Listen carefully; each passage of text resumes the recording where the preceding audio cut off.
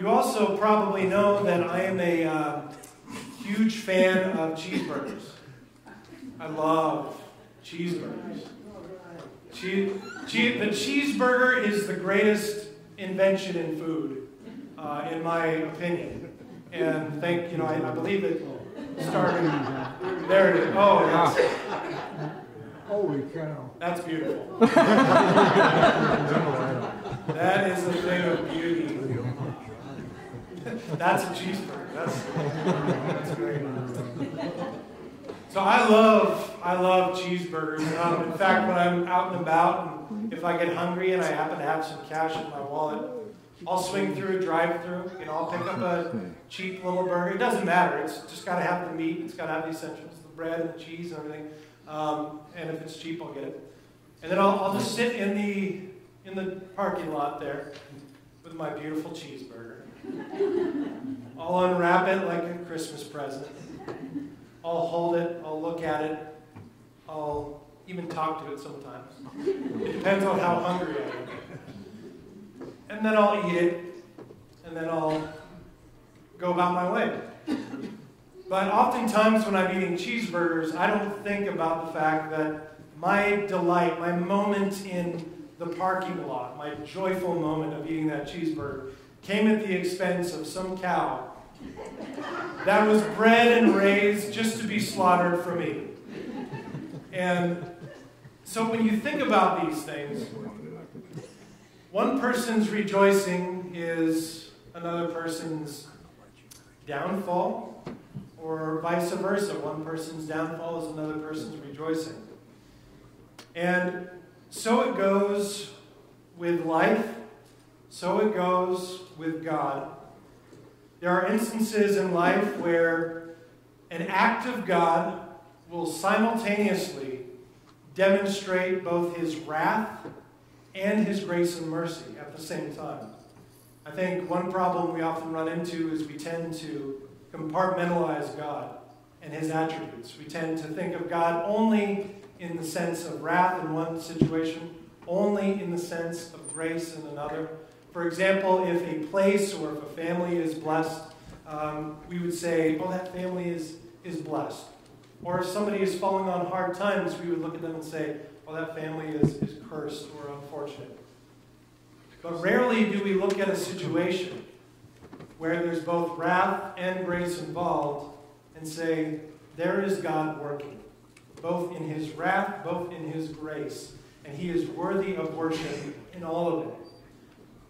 And so, as we've been studying through the book of Genesis, we're in chapter 19, we've been studying the wickedness of Sodom and Gomorrah, their pending destruction, the pending wrath that was going to come upon them.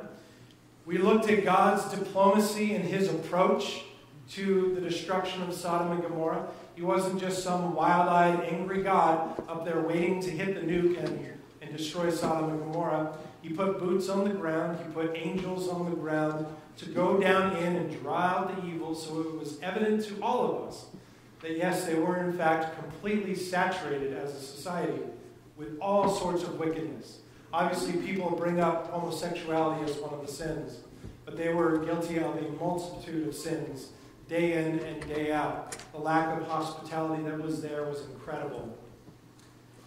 And so, in this narrative, in this historical account of what happened to Sodom and Gomorrah, we're given that simultaneous view of both the attribute of God's wrath and the attribute of His grace and mercy upon Lot. This is seen throughout the entire Bible. This is a consistent pattern of God's behavior. For example, this is why Joseph, who was a follower of the Lord, he was aware and said to his brothers, "Do not fear, for am I in the place of God? As for you, you meant evil against me, but God meant it for good, to bring it about that many people should be kept alive as they are today." So a very wicked thing was done to Joseph by his brothers. Yet he was able to take the perspective that even in that situation, even though he was in prison and he was wrongfully accused while in prison, that it was meant for good and God was doing it for good. Paul also writes, we know that for those who love God, all things work together for good for those who are called according to his purposes. Romans 8:28. So the authors of Scripture, moved by the Holy Spirit, were aware to reveal God's grace and his mercy even through wrath and even through destruction. More to the point, 2 Peter 2:4-10 says, if God did not spare angels when they sinned but cast them into hell and committed them to chains of gloomy darkness to be kept until the judgment, if he did not spare the ancient world but preserved Noah, a herald of righteousness with 7 others, when he brought a flood upon the world of the ungodly, if by turning the cities of Sodom and Gomorrah to ashes, he condemned them to extinction, making them an example of what is going to happen to the ungodly, and if you rescued righteous Lot, greatly distressed by the sensual conduct of the wicked, for as that righteous man lived among them day after day, he was tormenting his righteous soul over their lawless deeds that he saw and heard. Then the Lord knows how to rescue the godly from trials and to keep the unrighteous under punishment until the day of judgment, and especially those who indulge in the lust of defiling passions and despise authority. Again, look at verse 9 there from 2 Peter chapter 2. The Lord knows how to rescue the godly from trials and to keep the unrighteous under the punishment until the day of judgment.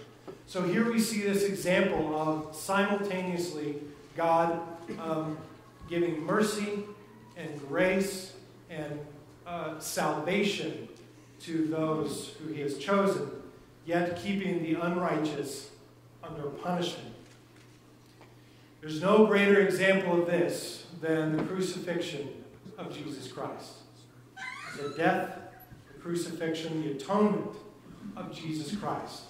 There on the cross was the Son of God. There on the cross was God manifested as the person of Jesus Christ. On the cross, both as a symbol and a demonstration of the grace and the mercy of God, but also the wrath of God. We're going to talk about that dynamic today. We're going to cover a lot of ground here in chapter 19.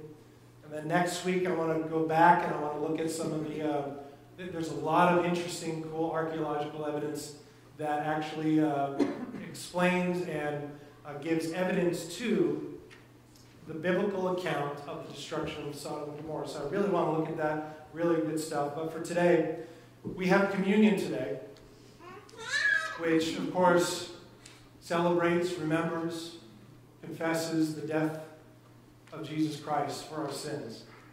And so we're going to focus on Sodom and Gomorrah in light of Jesus Christ. So let's pray, and we'll dig into Genesis chapter 19. Father, you are good to us. You are merciful to us. We are undeserving. We are a sinful people. We, even still, after salvation, after being born again, we still on the occasion choose sin. And so, Father, we come here this morning just delighted that you love us still. Delighted that while we were yet sinners, you died for us. While we were yet sinners, you took on the full wrath that we deserve. And you demonstrated your grace and your mercy for all time for us. So, Father, we rejoice in you, and we ask that you would teach us in this hour, that you would bring us closer together as a fellowship of believers, and that, God, you would do a mighty work in our hearts so that we could do a mighty work in our communities. In Jesus' name we pray. Amen.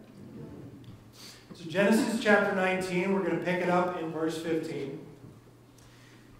It says, as morning dawned, the angels urged Lot, saying, up, take your wife and your 2 daughters who are here, lest you be swept away into the punishment of the city. But he lingered. So the men seized him and his wife and his 2 daughters by the hand, the Lord being merciful to him, and they brought him out and set him outside the city. And as they brought them out, one said, escape for your life. Do not look back or stop anywhere in the valley. Escape to the hills, lest you be swept away. And Lot said to them, oh no, my lords, behold, your servant has found favor in your sight, and you have shown me great kindness in saving my life. But I cannot escape to the hills, lest the disaster overtake me and I die. Behold, this city is near enough to flee to, and it is a little one. Let me escape there. Is it not a little one? And my life will be saved. He said to him, Behold, I grant you this favor also, that I will not overthrow the city of which you have spoken. Escape there quickly, for I can do nothing until you arrive there. Therefore the name of the city was called Zor. I just want to focus primarily in this section on God's mercy with Lot. 3 times, God, through his angels, demonstrated his mercy to Lot and his determination to save Lot from this place and save Lot from his wrath. The first time God showed him mercy was when Lot went outside to greet this savage, sex-hungry mob, and he tried to reason with them. Now, that was probably a foolish endeavor. Let me just give you some advice here. If you're ever in your home and a sex-hungry mob comes surrounding your house and banging on your door, do not go outside to try and reason with them. Unless, of course, it's with a fully automatic weapon. There you go. But reasoning with them is not going to work. And so God could have just said, this is a foolish thing you're doing. I'm just going to let nature take its course here. But instead, God had mercy upon Lot. And the 2 angels came outside. They grabbed him. They pulled him inside, shut the door behind him. They also struck the mob blind so that they only wore themselves out grasping for the door. So you may not view it that way, but that's actually God's mercy. God not allowing sin to take its course in that place, but rather God intervening and saving Lot, his chosen person. The second place we see mercy is right here in this text. The Bible says that the angels urged him, up, grab your family and get out of here. The countdown is coming. Destruction is imminent. You need to get out of here. And so what does it say Lot did after the angels told him this? Even after showing the miracle of blinding the people? He lingered. He lingered. And I couldn't help but think of, for example, when you visit Walmart and you see a frustrated, angry mother and a kid being a total brat, and then you see that mother grab that kid by the arm and basically drag him out of there. You see it all the time when you go to Walmart. But this is what I view with the angels. Here is Lot just lingering. I mean, my kids do this when we're trying to get them ready for school. You know, they're just lollygagging, especially Sophia. She'll sit there and just be playing with stuff. She has this thing now where she'll get the clothes that are laid out for her the night before. She'll take them, she'll walk into the bathroom, she'll shut the door. Okay, that's good. Privacy, get dressed in privacy. We like that. But then 20 minutes later, she's still in there. And so we come over and knock. And she opens the door, and she hasn't done a thing. The clothes are still on the counter. She's playing in the sink. She's doing something, not getting ready. And she's lingering. And we're just, come on, we got to go. 5 more minutes, you got to go. We need breakfast. We got to do this. And then they'll linger in the breakfast, too. They'll linger putting on their boots and their coats. If you're a parent, you understand this. The lingering of the children. We got to go. We got time. We're running out of time. Let's go. So sometimes, out of mercy, and I never thought of it this way, but this is mercy. If you love your children, if you want them to get to school on time, if you want them to be dressed properly, if you want them to be well fed, you are going to be hurrying them along, maybe even grabbing them by the arm and dragging them to the table if that's what it takes. But that is actually an act of mercy. And it's similar in this case. Lot was lingering like a child. And these angels grabbed him, grabbed his family, and they physically yanked them out of Sodom and Gomorrah, as it says, as a sign of mercy from God. And then there's a third time that God demonstrates his mercy with Lot. The third time was Lot became picky and renegotiated the escape route. So the angels told him after they yanked him out of there, just run to the hills. Go to the hills. Well, angels, couldn't I go to this town here? Fine, just go to this town. We'll put off the destruction just for you, okay. So it's interesting looking at the ways that God has shown mercy to Lot, even though it's undeserving, because if God didn't show him mercy in these areas, he could have just let him linger to his own destruction. He could have let him just sit there forever trying to renegotiate and turn into a pillar of salt himself. But God showed great mercy. He intended to save him, and he did. This also shows God's resolve when it comes to decisions he makes. Decisions to save and decisions to destroy. In both of those areas, God is absolutely successful. Verse 23 tells us, the sun had risen on the earth when Lot came to Zoar. Then the Lord rained on Sodom and Gomorrah sulfur and fire from the Lord out of heaven. And he overthrew those cities and all the valley and all the inhabitants of the cities and what grew on the ground. But Lot's wife behind him looked back, and she became a pillar of salt. And Abraham went early in the morning to the place where he had stood before the Lord. And he looked down toward Sodom and Gomorrah and toward all the land of the valley. And he looked, and behold, the smoke of the land went up like the smoke of a furnace. So it was that when God destroyed the cities of the valley, God remembered Abraham and sent Lot out of the midst of the overthrow when he overthrew the cities in which Lot had lived. So on one hand, we have God's mercy and grace shown to Lot. On the other hand, we have his wrath and his justice and his judgment shown to Sodom and Gomorrah. Not only that, but Lot's wife. Lot's wife. God gave Lot 3 demonstrations of mercy. His wife was involved in one of those, the dragging out. But he did not show mercy in the moment when Lot's wife turned back. And he allowed her to be turned into a pillar of salt.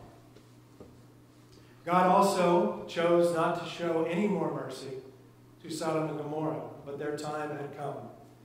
Their time to pay for the deeds in which they had done had come. So God demonstrated his wrath. You know, we laugh and we take great joy and rejoicing when we talk about the mercy and the grace of God. But then when we talk about the fact that he chose not to with Lot's wife and with Sodom and Gomorrah, it's a little more somber tone, isn't it? But at the same time, it's all one action on God's part. And God is to be equally praised for all of it. For all of it. Consider the words of Jesus who declared in Luke chapter 17, just as it was in the days of Lot, they were eating and drinking, buying and selling, planting and building. But on the day when Lot went out from Sodom, fire and sulfur rained from heaven and destroyed them all. So will it be on the day when the Son of Man is revealed on that day. Let the one who is on the housetop with his goods in the house not come down to take them away. And likewise, let the one who is in the field not turn back.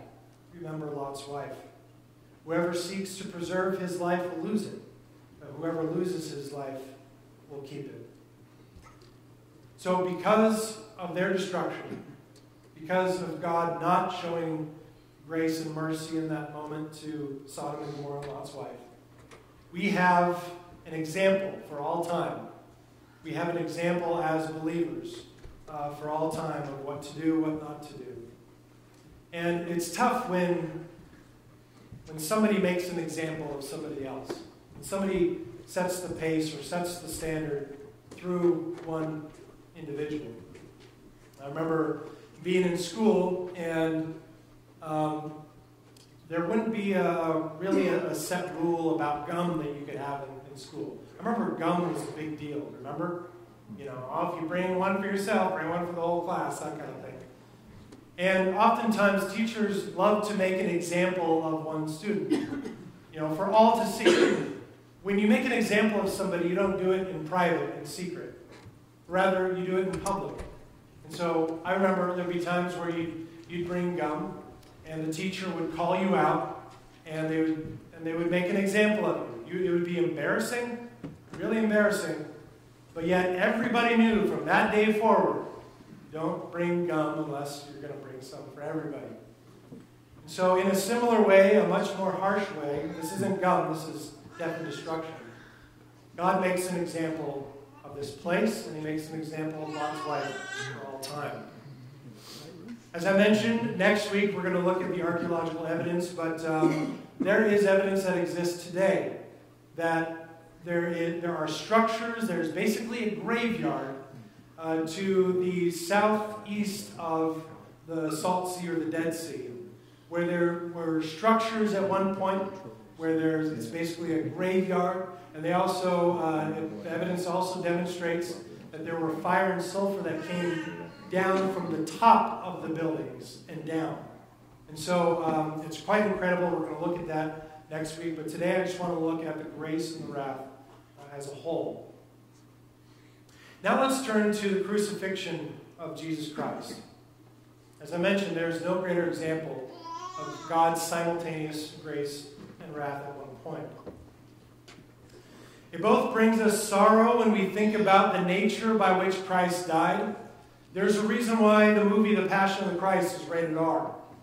It's because the violence, the abuse that took place upon the body of Jesus Christ was more brutal than just about anything before.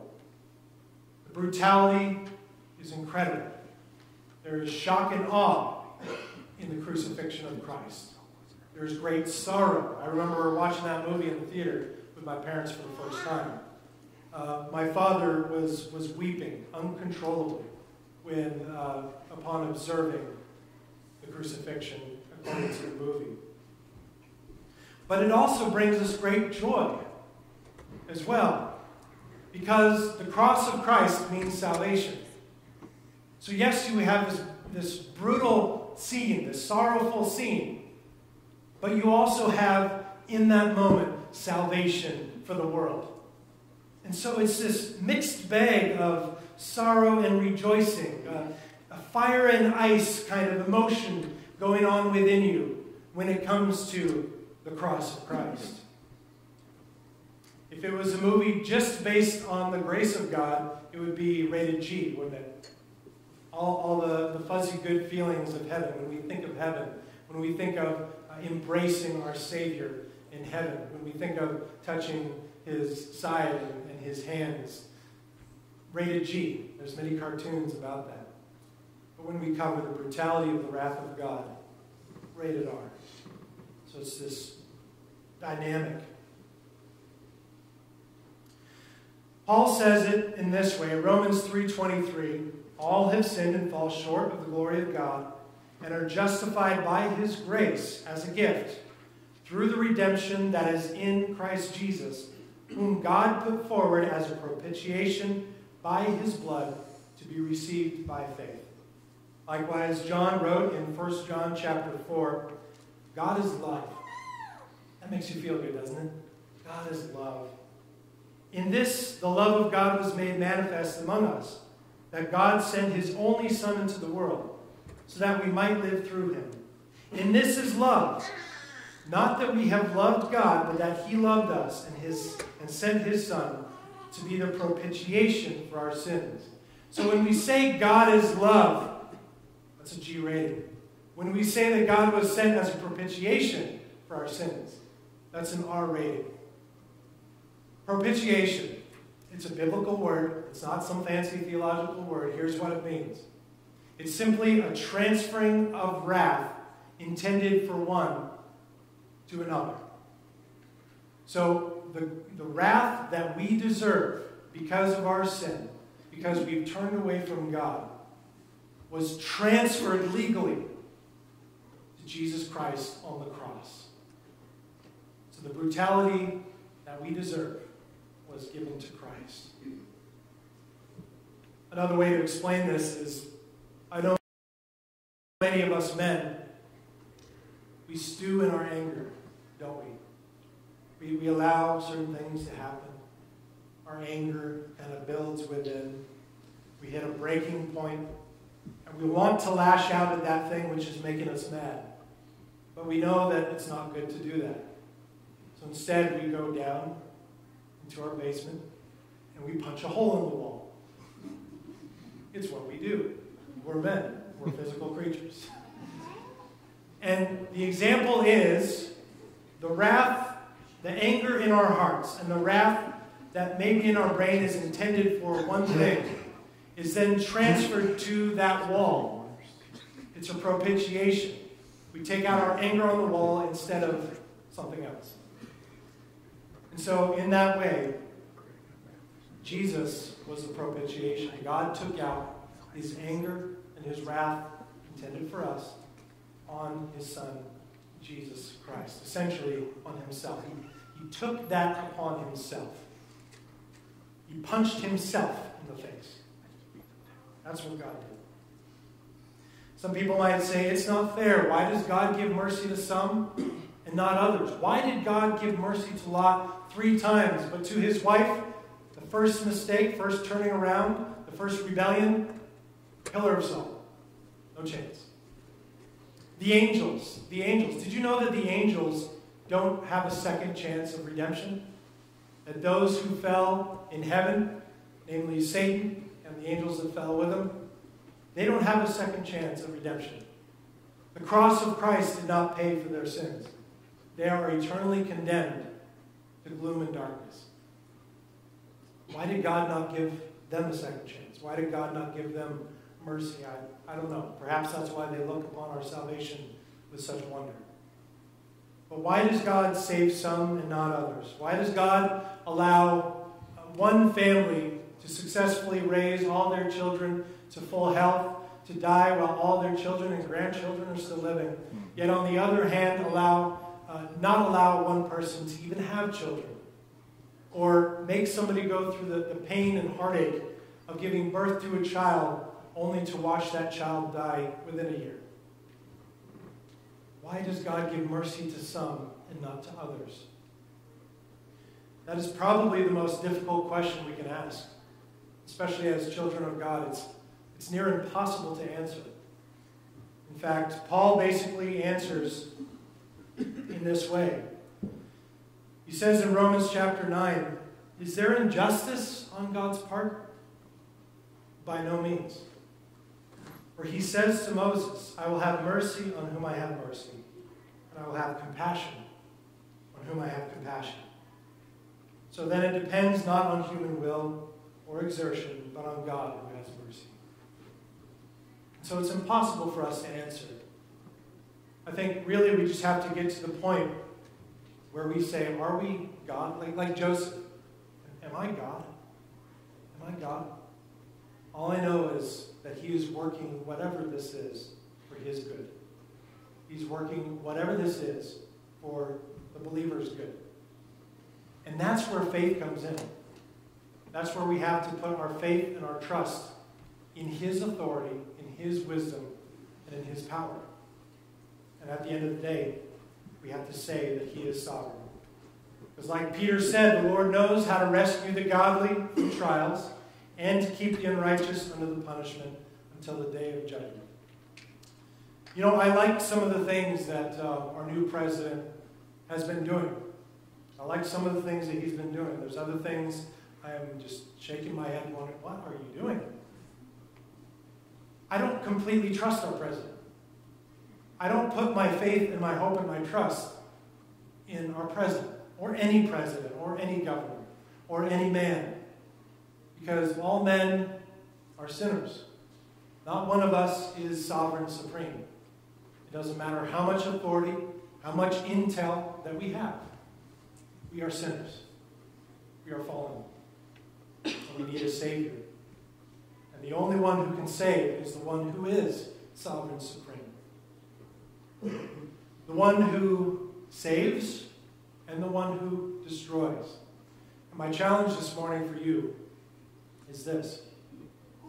Can you still worship God with the same fervor in a moment where God's wrath is on display? Can you still say, glory, hallelujah, when God's wrath is on display? Can you still say, glory, hallelujah, to God when your finances are really low, when you're living paycheck to paycheck and you're really struggling? Can you still give God the same glory? Or do you complain and say, why? Why us? Can you still give him the same glory in all those moments? Will you forget him when he gives you his mercy? Will you take for granted the mercy that he shows you? When he time and again pulls you out of danger, will you take it for granted and just think, well, he's just going to keep saving me? Apparently I'm elect, I'm anointed. I think of Fred's story. Fred has told me over and over again, and anybody who will listen, how many times God has saved him. Physically, literally. I could tell you a bunch of stories, but those are probably rated R too, so we won't tell you those stories. But, God has saved him over and over again. God has saved me over and over again. Maybe he's done the same for you. Do we take that for granted? Or do we learn? And do we grow in our worship and our praise? So we're going to be taking communion together, and the idea is that we worship God. We worship the moment of the crucifixion. We worship the remembrance of his body and his blood. We remember the Last Supper in which his disciples sat around with him and enjoyed a meal, a supper with their Savior one last time. And we're also going to have a love feast together, just a fellowship, a potluck. And we're going to just take some time together, get to know each other better, eating food together and rejoicing in the salvation that we have. Let's be thankful. So if I could get the elders to come forward. And I will also need Carter. Brad is gone. He would come up as well.